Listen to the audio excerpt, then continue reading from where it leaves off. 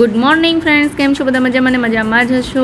તો મિત્રો, આપણે મળી ગયા છીએ ફરી એક નવા બ્લોગમાં, અને આ બ્લોગમાં તમારા બધાનું સ્વાગત છે. મિત્રો, અત્યારે સવારના 9:30 વાગ્યા છે. મિત્રો, અત્યારે હું છું એગ્રીકલ્ચર યુનિવર્સિટી જુનાગઢમાં, અને તમને લોકોને એમ થતું હશે કે અહીંયા અત્યારે આટલા બધા માણસો, તો એનું રીઝન છે કે આચાર્ય શ્રી દેવવ્રતજી આપણા રાજ્યપાલ છે, એ આજે અહીંયા કૃષિ યુનિવર્સિટીમાં આવવાના છે, અને એની સુરક્ષા માટે મિત્રો પોલીસ બંદોબસ્ત પણ સારો એવો ગોઠવવામાં આવ્યો છે, અને માણસો પણ જાજી સંખ્યામાં હજી પણ આવી રહ્યા છે. તમે જોઈ શકો છો, જો આ સામે ડૂમ દેખાય છે, આ બધા, અને હું પણ ત્યાં જ જાઉં છું. જો અહીંયા સુરક્ષા વ્યવસ્થા પણ બહુ સરસ એવી ગોઠવવામાં આવી છે. જમણી બાજુ સ્ટેજ છે અને ડાબી બાજુ બેઠક વ્યવસ્થા છે. જો તમે જોઈ શકો છો, મારે આજે રજીસ્ટ્રેશન કરાવવાનું બાકી હતું, એટલે હું અહીંયા આગળ મારી સીટ ઉપર બેગ મૂકી અને હું પાછી જાઉં છું રજીસ્ટ્રેશન કરાવવા. મિત્રો, આપણી પ્રાકૃતિક કૃષિને પ્રોત્સાહિત કરવા માટેનો આ કાર્યક્રમ રાખેલો છે. હા, સાચે, જો આપણે પ્રાકૃતિક કૃષિ તરફ વળીએ તો મિત્રો આપણા સ્વાસ્થ્ય અને આપણા સમાજ માટે ખૂબ જ લાભદાયી છે. અને અહીંયા મિત્રો મારા એક જૂના ફ્રેન્ડ હતા, એ પણ મળી ગયા, અને અમારું ગ્રુપ પણ મળી ગયું.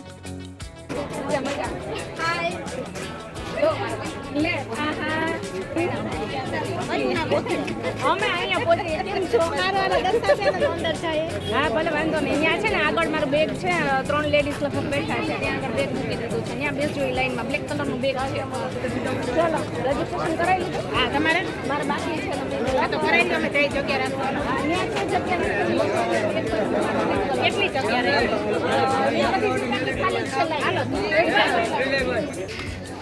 હું તો આજે ફરી બોલાવ્યા.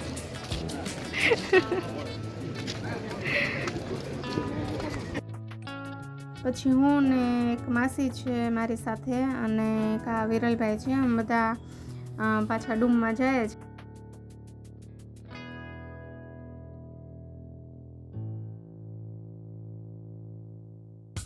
તો મિત્રો, અમે આવી ગયા છીએ અમારા કૃષિ સખીના ગ્રુપ પાસે, અને જ્યાં અમારી જગ્યા હતી. અમારા ગ્રુપમાં વડીલો જાજા છે મિત્રો. મિત્રો, આજે ઘણા બધા માણસો અહીંયા આગળ આવ્યા હતા, તમે જોઈ શકો છો. જો છે ને કેટલા બધા માણસો છે, ને આ બ્લુ સાડીમાં દેખાય છે ને, વ્હાઈટ અને બ્લુ સાડીમાં, એ અમારા શારદા માસી છે, જે સ્પેશિયલ પ્રાકૃતિક ખેતી કરે છે, અને આવા કાર્યક્રમોમાં એમની હાજરી તો અચૂક. આપણા રાજ્યપાલશ્રીને સાંભળવા માટે તમે જોઈ શકો છો કેટલા બધા માણસો આવ્યા છે.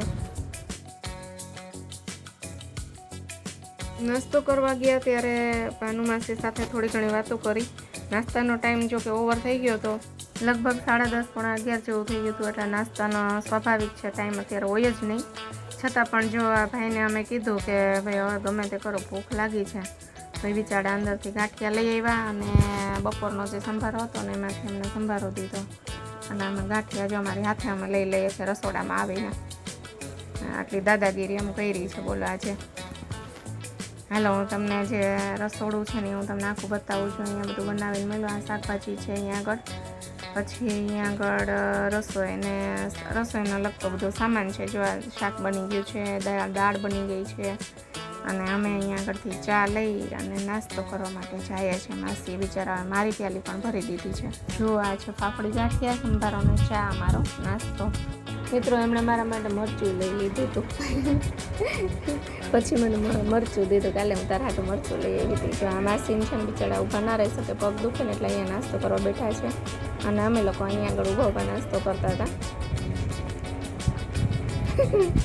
જે મને મરચું દીધું ડીશમાં.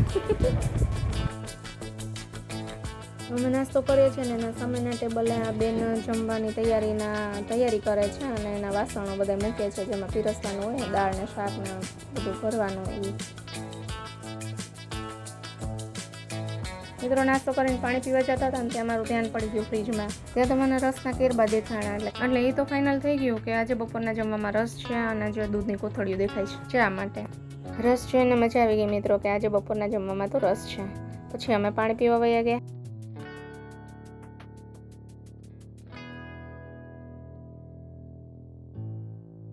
મિત્રો અમે નાસ્તો કરી પાણી પીને પછી અમે નીકળતા હતા પાછા ડૂમમાં જવા માટે. તો અમે ત્યાં ગ્રાઉન્ડમાં કેટલા બધા પોલીસના ડ્રેસમાં જેન્ટ્સ અને લેડીઝ બંને જોઈએ. મિત્રો હું છે ને પોલીસને જોઉં ને લેડીઝ હોય કે જેન્ટ્સ હોય તો મને એને જોવાનું બહુ ગમે, કારણ કે એની વર્દી જોઈને મને બહુ ગમે. તમે જોઈ શકો છો મિત્રો, આપણા રાજ્યપાલ શ્રી આચાર્ય દેવવ્રતજીનું આગમન થઈ ગયું છે. તમે જોઈ શકો છો આચાર્ય દેવવ્રતજીને, જે આપણી સામે જ બેઠા છે સ્ટેજ ઉપર બરાબર વચ્ચે. અને હવે એમાં આપણે પ્રાકૃતિક કૃષિને પ્રોત્સાહિત કરવા માટે આપણા ખેડૂત ભાઈઓ તથા બહેનોને કૃષિ અને આ જે પ્રાકૃતિક કૃષિ છે ને મિત્રો, એના ફાયદા, એના મહત્વ વિશે સમજાવી રહ્યા છે.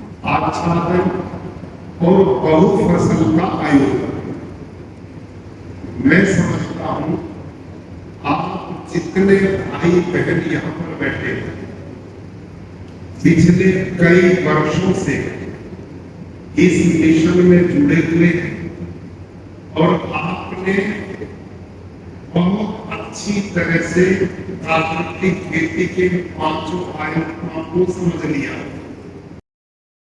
જ્યારે ત્યાંથી આપણા રાજ્યપાલ નીકળ્યા ને ત્યારે બધાને અભિવાદન કરતા હતા, ત્યારે દોડીને આગળ જઈને વિડીયો ઉતારી લીધો.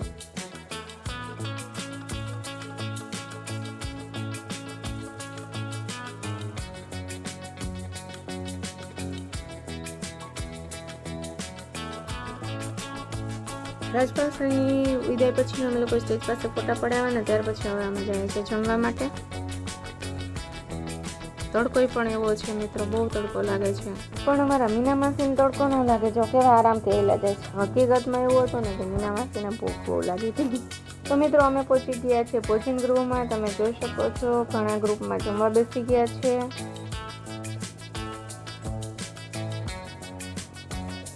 ઘણા છૂટાછવાયા જમે છે અને ઘણા હજી લાઈનમાં ઊભા છે.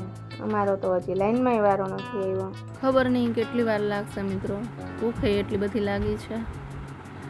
હવે અમે જો લાઈનમાં ઊભા રહી ગયા છીએ, જોઈએ ક્યારે વારો આવે છે.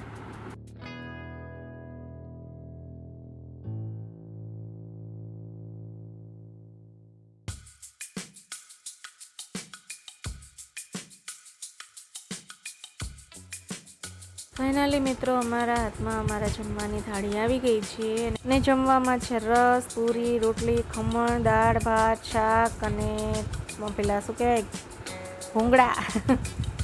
જમવાનું પણ બહુ મસ્ત છે. તો ચાલો તમે પણ જમવા.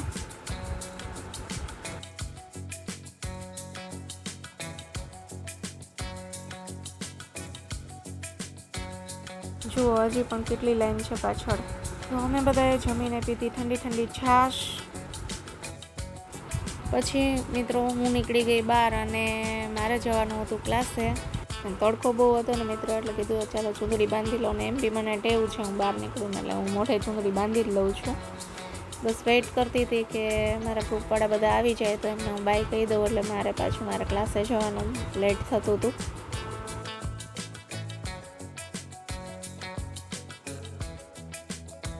બધાને બાય કહી દીધું છે મિત્રો, અને હવે હું જાઉં છું મારી રૂમઝૂમ પાસે, કારણ કે એની સાથે જ તો હું જઈશ ક્લાસે.